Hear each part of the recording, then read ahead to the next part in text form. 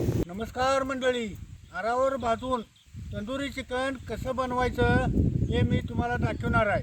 1.5 किलोच्या 3 कोंबड्या घेतल्यात बघा.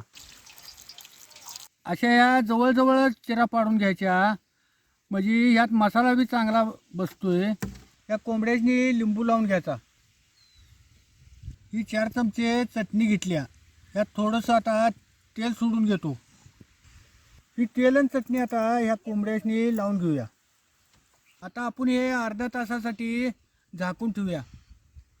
हे आता तंदुरी भाजायला इथं आता खड्डा मारून घेऊया.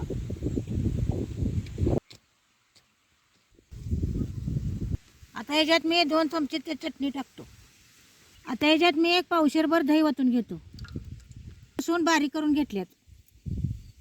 आता ही मोठी पळी मी धनीपूड घेतली. आता 1 पळी जिरंपूड घेतली आहे. आता हे गरम मसाला 1 पळी घेतल्या. कस्तुरी मेथी 4 चमचे घेतल्या.